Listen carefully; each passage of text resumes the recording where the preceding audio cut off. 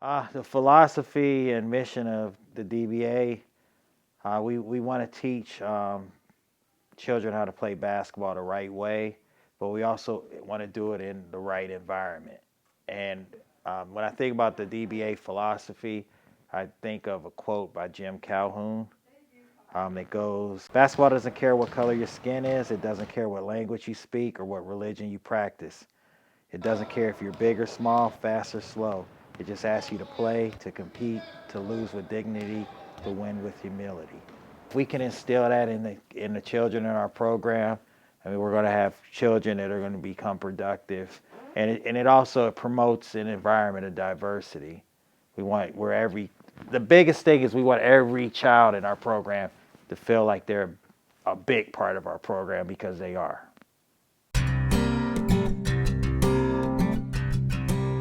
Well, my prior experiences, I coached a few of my children in basketball as a parent, and I was actually involved in a league in the city of Dearborn that ran out of one of the schools.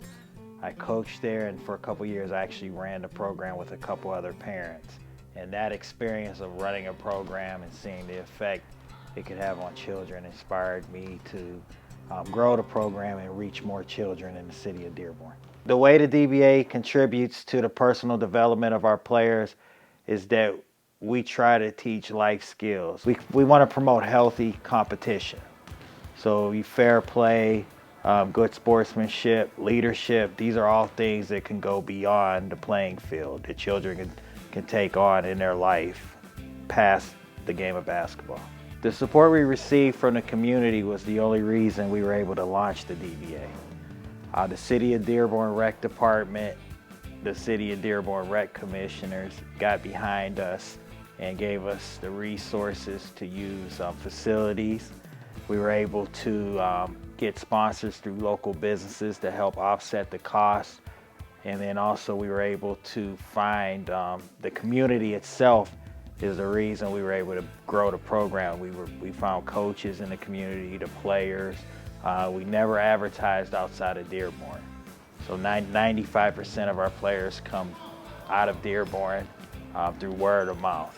The DBA's preferred coaching method is to promote the fundamentals of basketball in an encouraging environment. So we don't want to harp on what the child's doing wrong. We want to harp on what they're doing correctly and then work on the areas of development. So we're building their confidence. If you can build a child's confidence, then they believe in themselves, they're going to perform better on the court.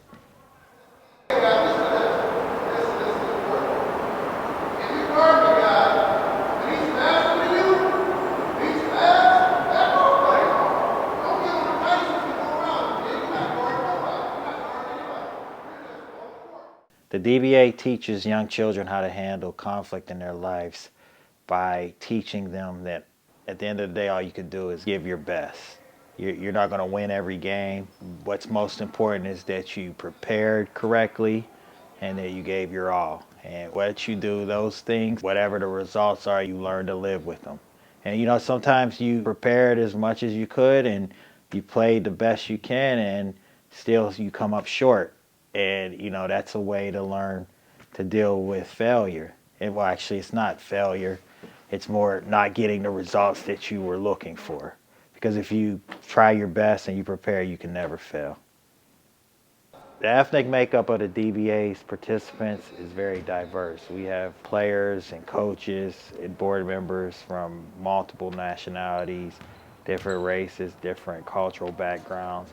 And that's something we're actually proud of as a program. It's something we promote. I believe diversity in the program is good. That's one way for children to learn how to deal with life. In life, you're going to deal with different people with different backgrounds. And every child should feel included, not alienated. In my experience of running the DBA, I found that there really are no unique challenges that the young Arab American participants encounter in our league. We really work for diversity, and our Arab American players are such a large portion of our program that we're not integrating them into our program they're an integral part of our program. And they actually have helped build this program as much as any other group or myself has since we started. I've been teaching here for 28 years on this campus. I've taught on other campuses in the area, but I've gotten to know the Dearborn community from teaching here and you know, hanging out, patronizing restaurants and the like here in Dearborn. And I have to say that one of the best things about teaching here for me has been getting to know a large number of students from the Arab American community, both Muslims and non-Muslims. And, you know, I wouldn't be in cultural anthropology if diversity didn't mean a lot to me. And it fascinates me in the history of these communities. I also have a serious occasion to worry about how it's going to go for these kind of communities when we clearly have a very strong surge of anti-Muslim sentiment in the United States now, as this electoral campaign has been heating up, and that there's been some really disturbing aspects of that. Had incidents since the election, in fact, since Donald Trump was declared winner, and not here on this campus, but up in Ann Arbor and also in some of the high schools in the area, and that's very disturbing. And you feel like the election campaign has kind of authorized some of these people with strongly bigoted views to come out of the woodwork. And we don't know what that's going to mean, especially once the new president is inaugurated. There is a strong pressure to assimilate, but nobody seems to know what that really means. I saw last summer in a talk with Sean Hannity on Fox News, Donald Trump said that assimilation has been very hard. It's almost, I won't say non-existent, but it gets to be pretty close. And I'm talking about second and third generation. They don't, for some reason, there's no real assimilation. Right. And I can call the lie on that, but then he appointed somebody to be his national security advisor, Michael Flynn, who's been stressing the same thing. You know, when I heard that, I said, well, he should come here and have a look around. And then I thought, no, I don't want him anywhere near this place. One thing that we have now that we didn't have nearly as much of in 2001 is social media, which often amplifies totally false stories. Yeah, I know that's a great program, and I know basketball is an American sport in its origins, but it's very popular all around the world. So I suspect that most immigrant communities already know something about basketball. It depends, you know, where they're from and so on, but that finding a way to participate in it, you know, and I think that's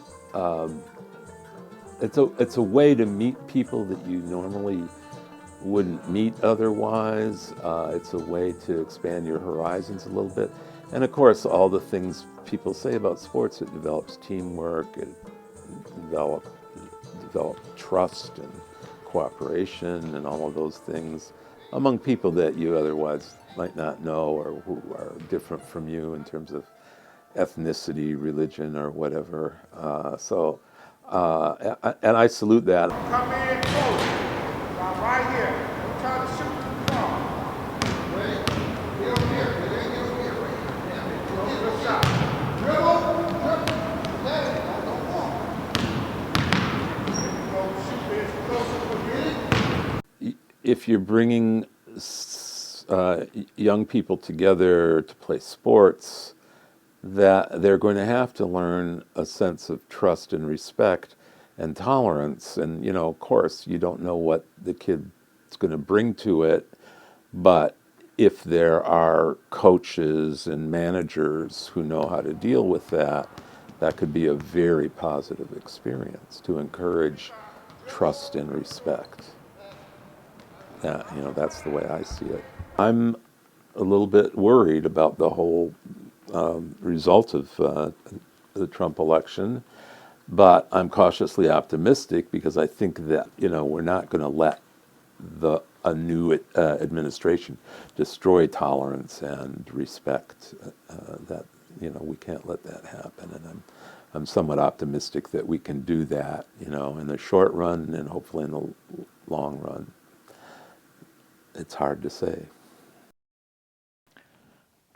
I could only imagine the struggle that certain prejudice and stereotypes that Arab American players and coaches, parents and families deal with in America 2016. In the DBA, we don't have any of those issues because it's not about who you are, and also the stereotypes and the prejudice are false. It's projected by people that are ignorant, that don't take the time to learn who someone is and respect that person for who they are and how they treat you. So if we're not, you don't look at someone and say, hey, this person has this background, so they must be this. At the DBA, we look at someone and say, hey, they're here, they love basketball, and their family.